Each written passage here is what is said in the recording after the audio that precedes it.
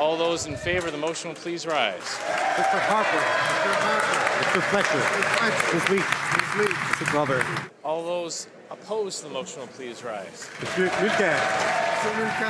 Mr. Martin. Mr. Trudeau. Mr. McCauley. Mr. Goodale. I declare the motion carried. Yesterday, Canada voted on extending and expanding the war against the Islamic State. It used to be 6 CF-18 jets and support teams attacking terrorists in Iraq. Now that mission has been expanded to include Syria. Of course, Syria really doesn't have jurisdiction or sovereignty over much of its land. The Islamic State really is a state the size of the UK with about 8 million people under its jurisdiction. Will now be attacking targets in Syria. The vote broke down this way: 142 MPs in favor of it, 129 opposed, including the Green Party and I think 1 or 2 ex-conservatives. 33 MPs were absent, which I think is appalling. This is the most grave decision that Canada could make: whether or not to go to war, where the war should be, to commit our troops.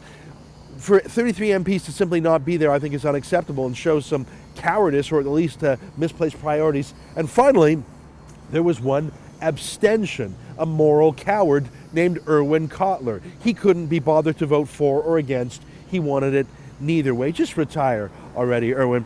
But I think more troubling than all those votes against the war, listen, there are plausible reasons to oppose a war. I'm not saying that you must support a war. There are arguments against it, but not these arguments brought by Justin Trudeau. Here, listen to him explain what he thinks the problem is. He doesn't think the problem with the Islamic State is that they cut off the heads of their victims or burn them alive or have an ethnic cleansing against Christians. He doesn't think that the problem is that they're jihadists. He thinks the problem is root causes. Listen to this. We will make little headway in ending conflict and radicalization if we don't address the underlying causes of both. Yes, the root causes, including poor governance and lack of economic opportunity. Really? So the problem is just poor governance and get that lack of economic opportunity. So maybe if their GDP was a little bit higher, these people would not believe in the jihad and killing Christians? Is he serious? How does that explain literally tens of thousands of jihadis coming from all over the West, UK, France, United States, Australia, and here from Canada, leaving our lap of luxury and our great economic success and our outstanding political governance to deliberately choose to go to that jihadist hellhole? Justin Trudeau misunderstands the nature of the jihad because he wants to misunderstand it. He cannot process the concept of good and evil. He thinks we can all get along together and there's really no differences between us. That isn't just wrong, it's dangerous when we're in a war against Muslim Nazis. That's really what the Islamic State are. They're Nazis. They're not German, they're Muslim. If Justin Trudeau was around in the 1930s, he would have said, oh, we don't need to fight Hitler, we just need better economic opportunity for Germans and better governance. That's a dangerous point of view to take. There's one more thing that Trudeau said yesterday that's just got me scratching my head. Here, take a listen to this. So it's unfortunate that the Minister of Citizenship and Immigration hasn't been able to, over the past years, be very clear about how many Syrian refugees we've accepted and how many more, which is why we've been unequivocal. We need to accept 25,000 more refugees from this area. Merci.